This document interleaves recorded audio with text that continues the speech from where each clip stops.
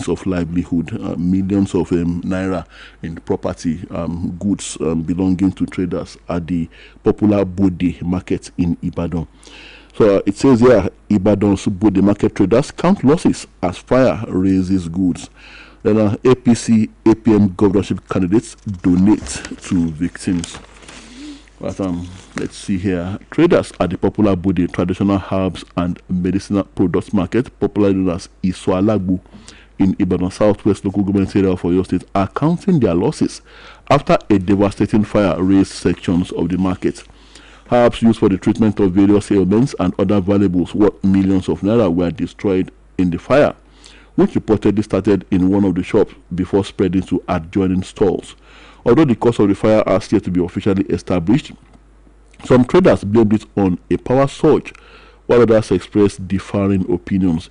The affected traders, many of whom gathered in groups to assess the damage, were still struggling to come to terms with their losses. However, no life was lost, and we thank God. That's from one of the traders. We thank God that no life was lost. We also appreciate the prompt response of the Oyo State Fire Service. The trader said, and the market youth leader at Debing said traders had already closed for the day before the fire broke out. And quoting her now, said, we normally resume around 7 a.m. and close by 7 p.m. Once the closing bell rings, everyone leaves the market. Some of us who were already at home when those who live close to the some of us were already at home when those who live close to the market started calling us around 10 p.m. to say the market was on fire. Prior to the visits by the politicians now, and the government candidate of the APM, Mr. Bimbo Adekombi, he went visiting. He says no amount of money can completely. Adekombi toured the affected sections of the market with market leaders and assessed the extent of the destruction and announced a donation of 2.5 million naira to provide immediate relief. Now, addressing the victims, he described the incident as a painful setback for hundreds of families whose livelihoods depend on the market. Now, quoting him, he said, I'm deeply saddened by the magnitude of this tragedy. My heart goes out to every trader who lost goods, investments, and means of livelihood in this unfortunate incident. No amount of money can completely compensate for the losses suffered, but I hope this modest support will provide some immediate relief. And I reassure you that you are not alone in this difficult period, he said. And they also urged the affected traders not to lose hope and appeal to the Oyo State government, the federal government, corporate organizations, financial institutions, philanthropists, and other well-meaning Nigerians to assist the victims. And it says this is beyond politics. He described the victims of the fire as hard-working men and women whose businesses have been devastated overnight. Also, the All Progressive Congress APC governorship candidate in Oyo State, Senator Sharafaddin Abiodun Ali, donated 25 million naira to support traders affected by the fire. And he says the donation was announced. The donation was announced during his visit to the market, where he sympathized with victims and inspected the extent of the damage. It was received by the market leadership, led by the Babaloja, Mr. Salah Oloya, and the Eyaloja, Mrs. Sikira Alaja. That's about the visit of the candidates of the APM and the APC, the government candidates of the APM and the APC to the Bode market to bring some relief to those who lost them goods and properties worth millions of naira. All right, away from Oyo State now. So more to politics. ADC, NDC article demand independent probe of PFIPC scandal. Now, Falano asks Gbajabiamila to step aside. Okay, let's take a short break and we'll be back.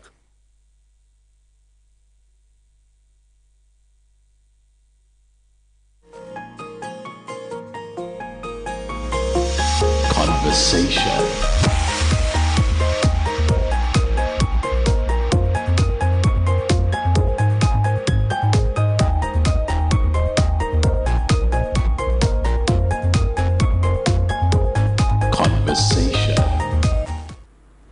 That is good to know you are still there, and the program is still Conversation on Oluyole 98.5 FM.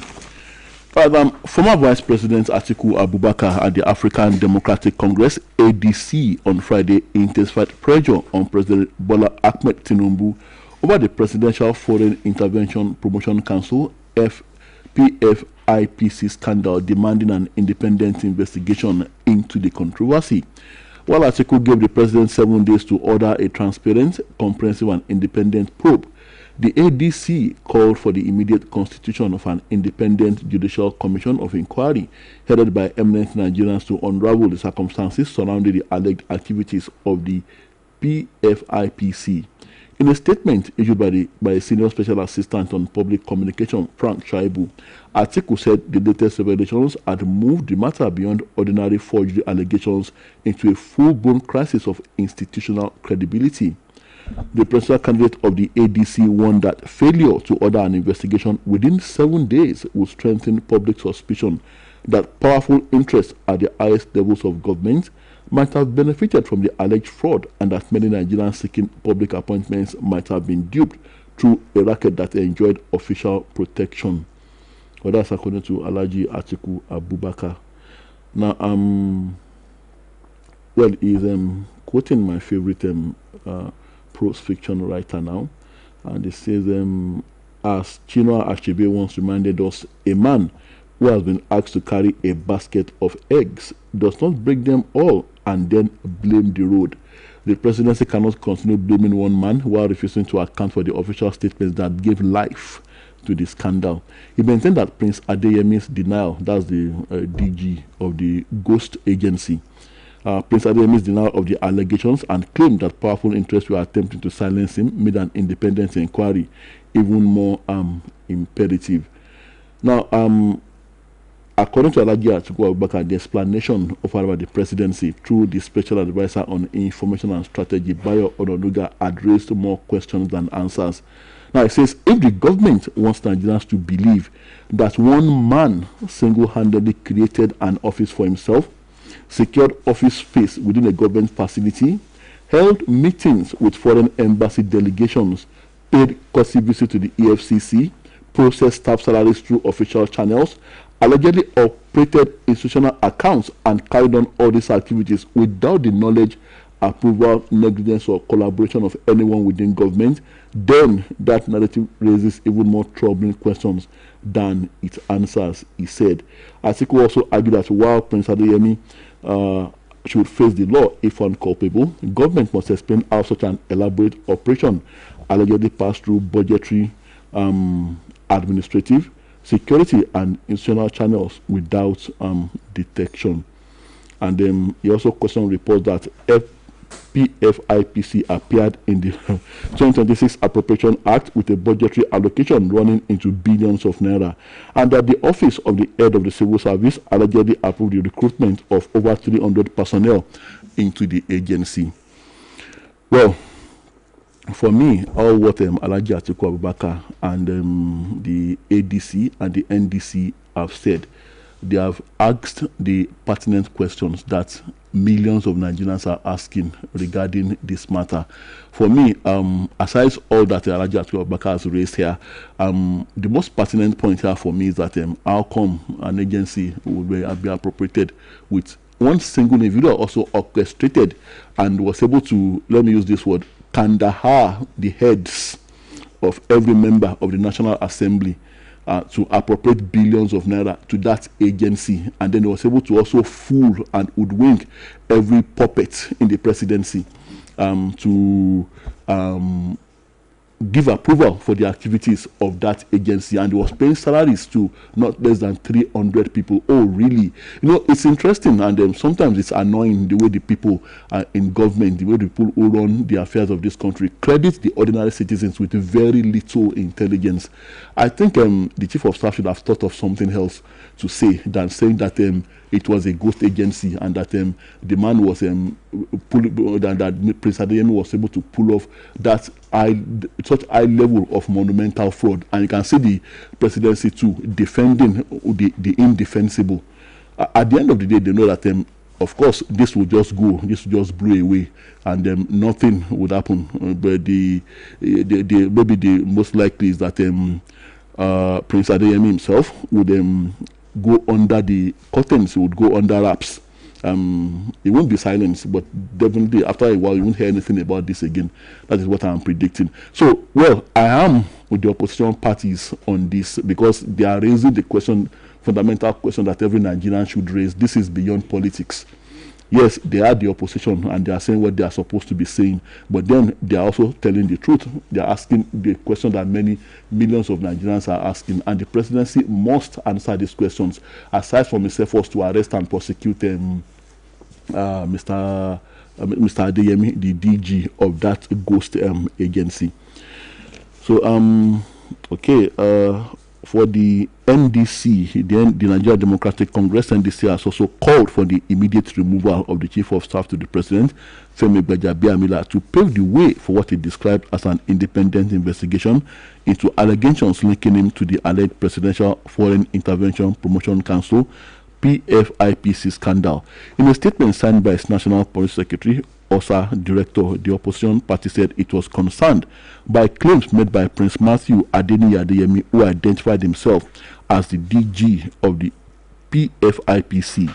The party said the allegations, if proven, raise serious questions about transparency, accountability, and administrative oversight within the federal government. According to the statement, Adeyemi alleged that the PFIPC received budgetary allocations in the 2026 Appropriation Act and operated a domiciliary account, a pound sterling account, and a treasury single account with the Central Bank of Nigeria, despite the presidency's insistence that the agency does not exist. You see, this is why I say that they are crediting ordinary Nigerians with very little intelligence, as if we have bags of beans where our brains should be. That's what that's the way the leaders of this country, those who manage this country, that is the way they insult us, as in ordinary Nigerians.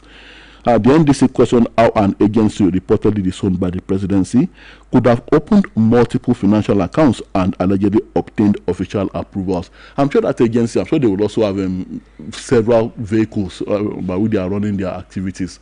And of course, so what is the fate of those over those 300 people that have been drawing salaries and think that they probably have a very good job? Now, the party also referred to the claims that the office of the head of the civil service of the Federation approved 314 staff positions for the purported agency, saying the allegation warrants investigation to determine whether due process was followed. I'm sure by now documents would have started disappearing in various offices that are linked to this scandal. But even at that, let's assume that the man was able to pull it off. Then I'll make bold to say he was able to pull all this off right under the nose of the government and the presidency. Then I make bold to say that we are in trouble in this country. If indeed the federal government wants us to believe that this is the situation, we are in a lot of trouble. Who knows how many much such ghost agencies exist?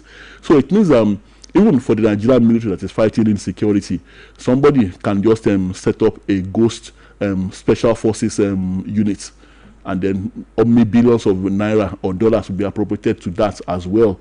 Military vehicles will be procured and all that. And at the end of the day, we see nothing to speak home for, nothing to write home about in the war against terrorism and insurgency.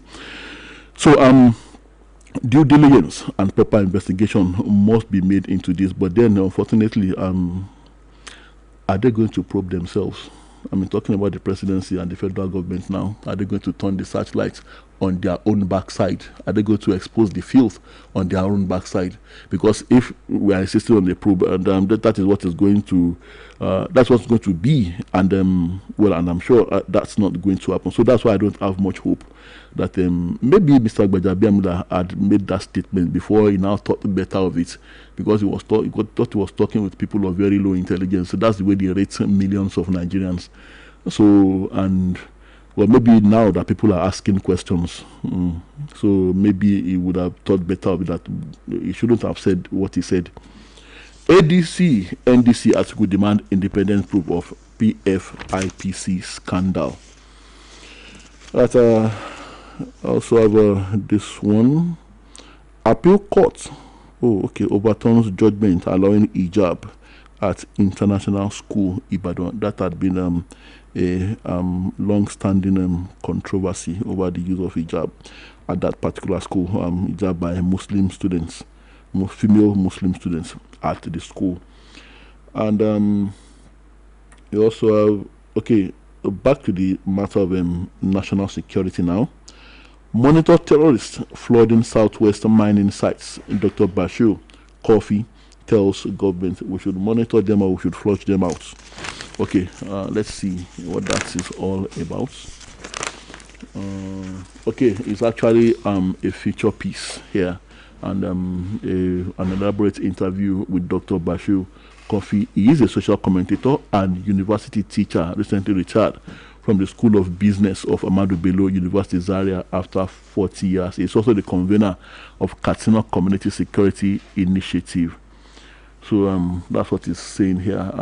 It says terrorism and banditry. It says terrorism and banditry. One asked the link between terrorism and banditry, and he said that I don't know what efforts the authorities are putting in. Quoting him now, he says, in fact, I don't even know what they are doing. How many people can you employ as rangers to manage the forest? If we have a stable security system, we can manage these things better. Now we have advanced technology, we have geospatial techniques, which can help locate where you are as you are speaking with me. Let's quickly have this commercial break and we'll be back.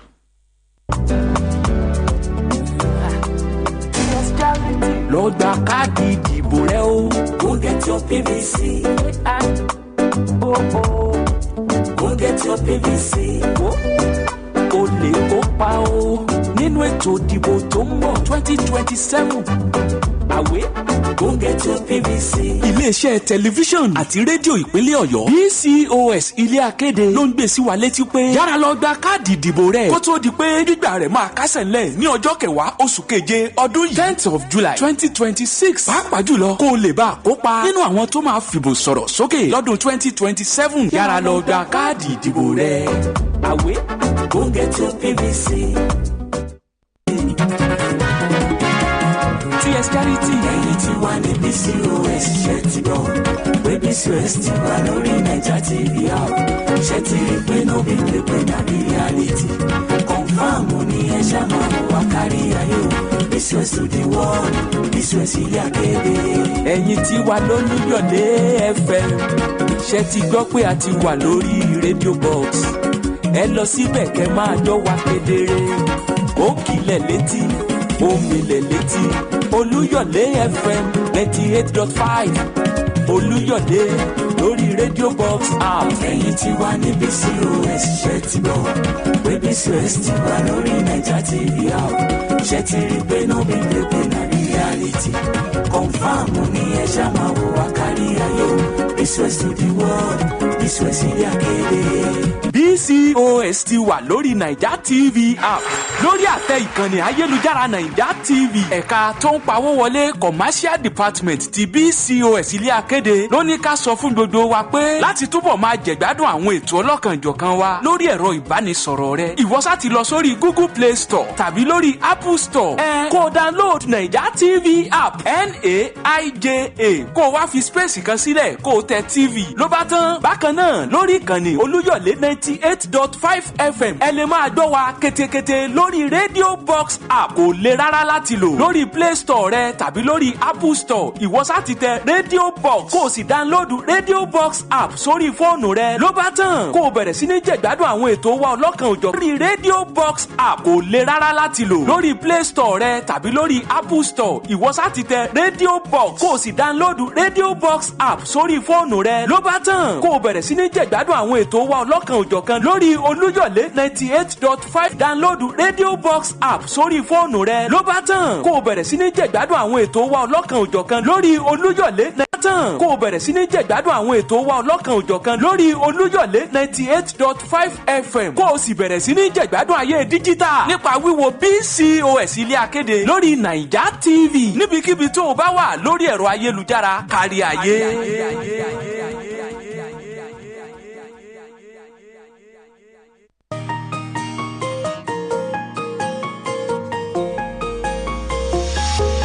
Conversation.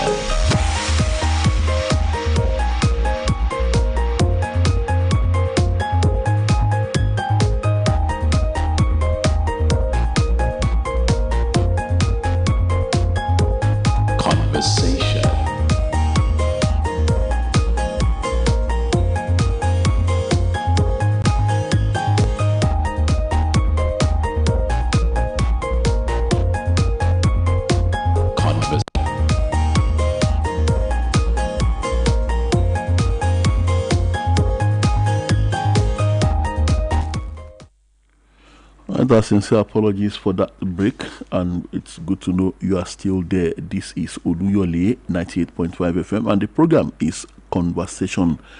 Well, before we went on that break, we are talking about the submissions and the thoughts of Dr. Bashir Kofi, a social commentator and university teacher and convener of Katsina Community Security Initiative, and he was talking about the state of insecurity in the country, and he was talking about the matter of illegal mining and the link with banditry and terrorism, and he was saying that quoting him, we have geospatial techniques which can help locate where you are as you are speaking with me. I can see your picture and your environment, and you can take the photos of those things. Also, there is technology through which you can eat those areas if you want. But what we are trying to do now, as I see it, is trying to dismantle this country. You can see that every community and states in particular now have their vigilante groups. You have Community Watch, and you have Sea Watch, Amotekun, and all those things. Now they are basically trying to create a substitute to an official and formal security structure of our country. We have the police, we have the DSS, we have the army and the other paramilitary agencies and other security establishments. Any country which says they can dismantle those kinds of formal security establishments in exchange for locally created ones, then such a nation is running towards a problem. Well, I think I share Dr. Bashir Kofi's thoughts on this. What he's just trying to say here is the fact that we have what it takes. To sum up his thoughts, that we do have what it takes to fight this which has come to us, the scourge of banditry and terrorism, but for reasons best known to the authorities, they are not allowing the state actors to function as they should, and then we are resorting to local alternatives. So, well, I think that has always been my position, that something must be wrong somewhere if indeed with the combined efforts of the Army, the Navy, the Air Force, the police, the DSS and other security agencies, even the Customs Service that are supposed to make sure that they curtail the flow of illicit small arms and light weapons. If we continue to say that all these agencies are unable to function as they should, then something must be very wrong somewhere.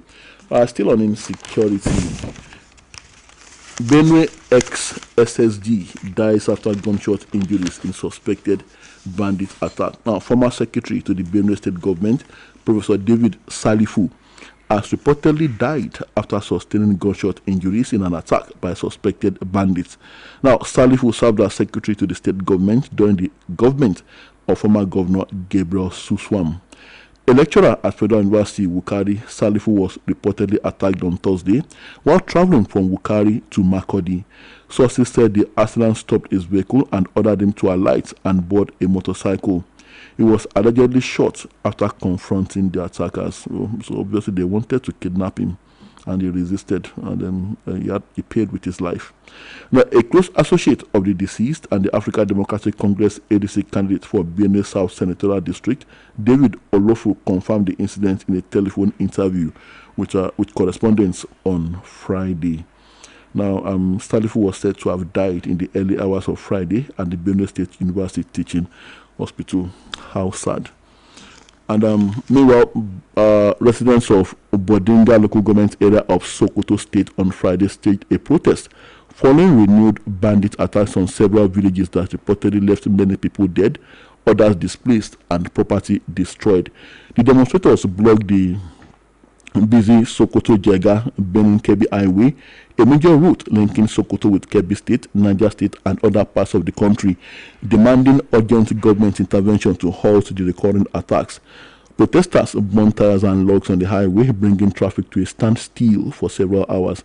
Some vehicles, including commercial buses belonging to the Kebbi State Transport Authority (KSTA), were vandalized before security operatives dispersed the crowd and restored movement on the road. Well, this is exactly what I am saying here. So, if the North is now waking up to the realities and the youths in that part of the country are protesting. Before, the North used to be very complacent. No matter what you throw at them, the only thing that caused them to revolt or to actually take to the streets is when you tamper or you try to tinker with their religion. But now they are saying no. It appears they are beginning to say enough is enough of all this, unlike before when they would probably accept it as an act of God. Every attack at the will of God, every displacement, every wiping out of a community, they'll say it is the will of God, and that is what their leaders try to sell to them. So if this is beginning to happen in the North now, it will probably spread, and then time will come that Nigerians might want to say enough is enough, and like I always warn, that might be a descent into chaos when every community, when every individual decides that it's time we start to defend ourselves in the place of the ineptitude of the government at various levels. So, and then I pray it doesn't come to that. I pray we're able to solve this before it comes into that, because no one would be able to manage directly any efforts for people to begin to defend themselves individually or collectively as different communities. And like I said, that can only foster a descent into chaos. So, well, so much for that. And okay, some other headlines here. Why media and government are constantly at each other's throats. That's coming from President Bola Tinubu, but he is insisting that media practitioners must act responsibly. And still on the Ghost Presidential Council, Timmy Frank demands forensic probe. Well, Timmy Frank is a former deputy national press secretary of the All Progressive Congress, and they have called for a comprehensive forensic investigation into the mysterious, well, he's actually calling for an investigation into the death which he described as mysterious, of Dolapo Basunde Tanimola, whom he described as a principal intermediary in the alleged appointment and bribery scandal involving the controversial Presidential Foreign Intervention Promotion Council (PFIPC). Frank said, in the interest of accountability, Tanimola's parents, family members, relatives, and the Nigerian public deserve to know the circumstances surrounding his death, especially at a time when, according to him, his testimony could have helped unravel the truth behind the scandal. Right, that's Ghost Presidential Council. Timmy Frank demands forensic probe, and I think Mr. Prince Adeyemi, the DG of the Ghost Agency, has also said that questions should be asked regarding the controversial demise of Mr. Tanimola. Okay, some other headlines now. 52 Kano inmates sit for 2026 NECO NABAIS examinations. And on terrorism, U.S. withdraws troops after anti-ISIS operation in Nigeria. I think we spoke about that yesterday. And okay, we also have Ondo APC candidates appeal for unity, urge members to accept primary results. Okay, quickly, before opening the phone lines, let's take a few excerpts from the book of matrimonial oddities. It's Saturday, and okay, and I'm trying to look for that on the Saturday Tribune. Okay, all right. It says here, my wife brandished cutlass at me in church during Sunday service, says pastor. Wow. Nínú ìjọ. Right. Well, the wife has an explanation for her action. It says he impregnated 18-year-old member of his congregation. That's according to the wife. Well, Akorede, that's the pastor's name. He filed for divorce from his wife, Damilola, at the Grade A customary court sitting at Mopo in Ibadan, Oyo State, citing incessant quarrels, domestic violence, and threats to his life as reasons for seeking the dissolution of their marriage. And then the story doesn't say that he denied impregnating an 18-year-old member of the congregation.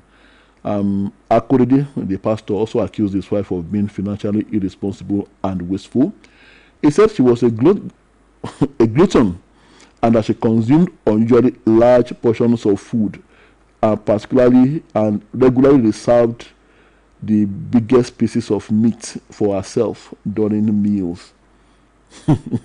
Well, very interesting. And I'm wondering if these were the reasons he decided to impregnate an 18-year-old girl. And well, the wife denied all the allegations leveled against her, but agreed that the marriage should be dissolved. She told the court that she regretted marrying Akorede, explaining that she had believed he would be faithful and committed because he is a minister of God. But these are the kind of things we usually say on this platform when we try to tell our audience that the fact that some people are claiming to be adherents of a particular religion and they say they are killing in God's name, and we tell them that these people are not Muslims. So if we now tell you that this particular person that is not a pastor and that is not a Christian, so will you still insist that he's a pastor and he's a Christian? Of course, you will agree, you will concur that he cannot be a pastor and he cannot be a Christian. So it's the same principle. So it's about the individual and not about the religion.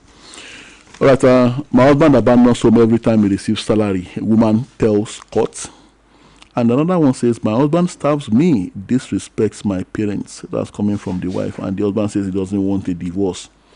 And we also have this one that says, my husband accuses me of prostitution, threatens to disfigure me. And my wife didn't tell me she already had 2 children before our marriage. Well, maybe you didn't ask. When you don't ask, then if you don't pose the question, then maybe that's why she didn't tell you. So okay, so much for the book of matrimonial oddity. So we open the phone lines now, and the number to call is 070-5555-1985. And our first caller is here. Hello, good morning. Good morning, sir. Good morning, Mr. Ojo Michael. Yes, my brother. God bless you. Have a happy weekend to you. What you saying? Yes, the issue of this hunger in this country, you have analyzed it even very, very wonderful. There is hunger in the land, even from north to south, from east to west. So, and this government, you just want like they do program this with that their propaganda is too much. I won't call them liars. Their propaganda is in high profile. They should continue. So, but if they like, they should do the needful and do that. Let them continue with their propaganda. That's what I want to say. My brother, have a nice weekend. All right, God bless you, Mr. Ojo Michael. Well, and now that Mr. Ojo Michael said it, sometimes I wonder what is the difference, what is the drawing line between propaganda and lying. Maybe someone will be able to answer that question this morning. Hello, good morning. Hello, good morning, Mr. Toriba. Good morning. I don't want to mention my name. Okay. I just want to commend your efforts, the way you handle the program, how you analyze everything about you handling this program. I always enjoy it. I don't want to mention my name. I commend you very much. You have made my weekend already. God bless you. Good morning. Thank you. Wow, thanks for the commendation. At 070-5555-1985. That is the number to call. Hello, good morning. Hello, good morning, Mr. Tola. Good morning. I'm about to Fabumi. Good to have you, sir. Can you see now that great man think alike? Somebody just phoned in now to commend you, and I really threw my weight behind that comment. I thank you very much for yesterday. Thank you. And I appreciate your maturity and your leadership quality. I'm always comfortable with you.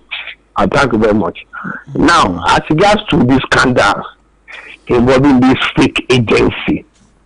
There is nothing you can find suitable regarding the investigation of corruption in the Tinubu government.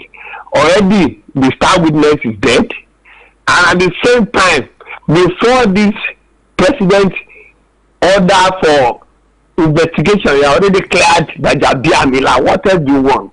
It's unfortunate what we are having in this country. And people say we should be hopeful that the economy will soon be buoyant.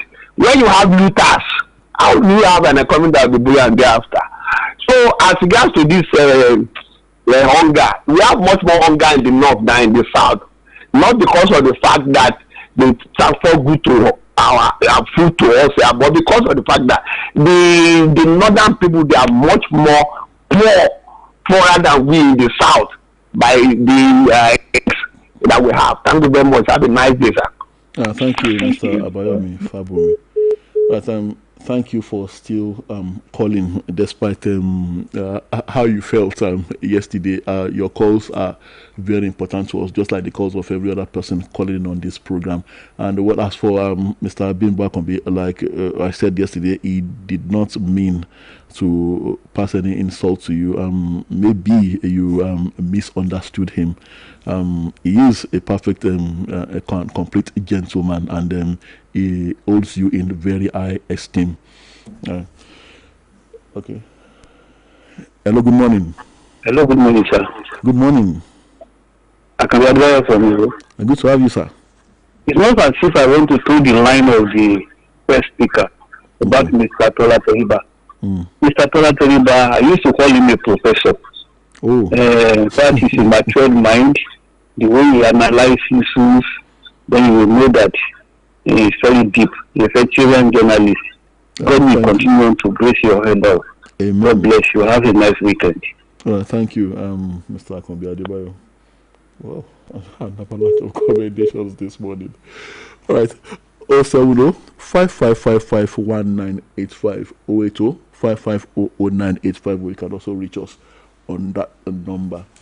The program is Conversation on Oluyole 98.5 FM. Hello, good morning. Hello. Hello, good morning. Oh, please do well to call us back. We can't. I can't hear you. Please do well to call us back. 070 5555 1985 and that's the one to call to be part of a conversation this morning. Hello, good morning. Hello, good morning. Good I morning. just called back to comment you again. God bless you. Thank you. Oh, all right. 070 5555 1985. Hello, good morning. Hello. Oh. Hello, good morning. Oh, okay. Please do also call us back. We seem to have a challenge with the network this morning. Okay. I made my first 1 million selling my friend's child. That's according to a suspect. Another kidnap gang leader said we went for 2 children in the absence of our targets. Hello, good morning. Hello, Mr. Tola. Yeah, Mr. Abayomi Fabumi. I'm not always in the habit of calling twice. Okay. Because I'm not selfish. For this, I just want to make this comment. You see those people that are calling you, they are showing praises on you. And they are even praying for you to be successful in this career. Please know your own attitude. Please don't speak for anybody. When you say they hold me high esteem, please, I just want you to hold your own attitude. Don't do what here. Thank you very much. I think you can understand what I'm trying to communicate. Okay. I mean, very grateful. Okay, Mr. Abayomi. Well, I just hope. Okay. 070 5555 1985. That is the number to call. At appeal court overturns judgment allowing hijab at international school Ibadan. We took that earlier, and well, okay, this one again, Niger State again. At least 18 killed in Niger communal clashes. That's according to the police. At least 18 people have been killed in clashes between rival communities in Niger State in recent days, police said. although local residents claim the death toll was much higher and that hundreds had fled their homes. The violence began on Monday when armed men shot dead a member of the Fulani community in Tegina district of Rafi local government area, according to Niger State Police Command spokesman Wasiu Abiodun. Hello, good morning. Good morning, Mr. Tala. Good morning. Happy weekend to you, sir. I wish you the same. This is communication from Enugu. Good to have you, comrade. Been a while. Hello? Yeah, I'm with you, comrade. So, like, you already go to learn article about the scandal under Amila. What of him? If you want to go to justice, you go with clean hands. What happened under him when he was the chairman of privatization of Nigerian properties? So, then, what did he say when Midley clearly went with 210 trillion? He said nothing. So this is Abosi, complete Abosi.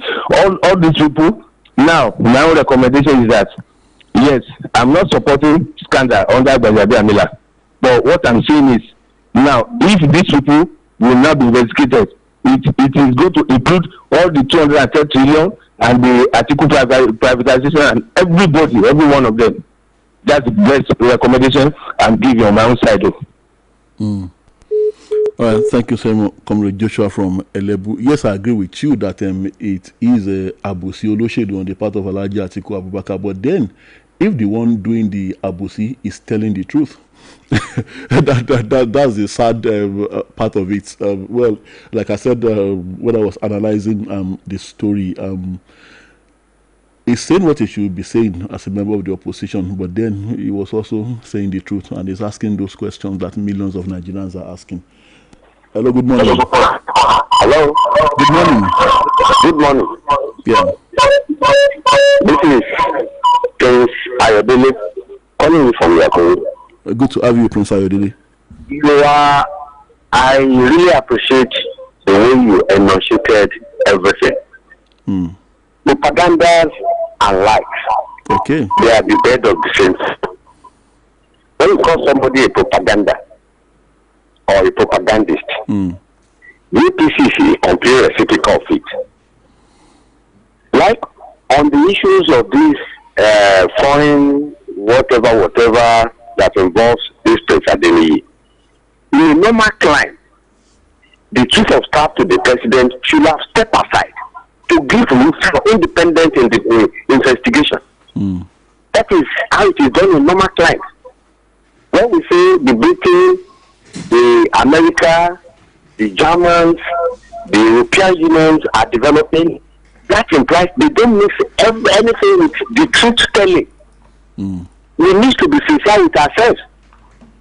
Now, some people are now crying wolf on the issue of 210 trillion that got missing at NNPC.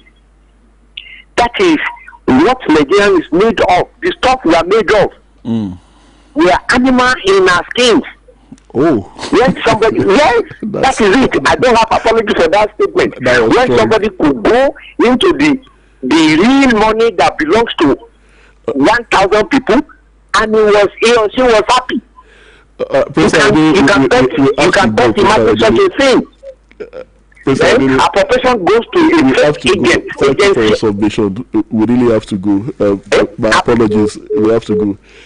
Thank you so much, Prince Ayodele. Well, I think that's a bit harsh, saying that Nigerians are animals in human skin. All right, check your time, it's 7:30, and we'll be back same time on Monday morning for a fresh edition of Conversation. My name is Tola Teriba. Enjoy your weekend.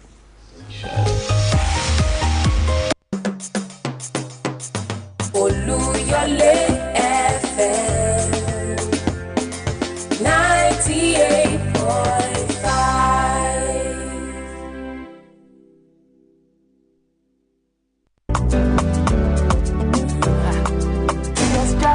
Lọ gba káàdì ìdìbò rẹ o. Go get your PVC. Go get your PVC. O lè kópa o nínú ètò ìdìbò tó ń bọ̀ 2027. kàwé go get your PVC. iléeṣẹ́ tẹlifíṣàn àti rédíò ìpínlẹ̀ ọ̀yọ́ BCOS ilé akéde ló ń gbé sí wa létí pé yára lọ gba káàdì ìdìbò rẹ kó tó di pé gbígbà rẹ̀ máa kásẹ̀ ńlẹ̀ ní ọjọ́ 10 oṣù keje ọdún yìí 10th of July 2020.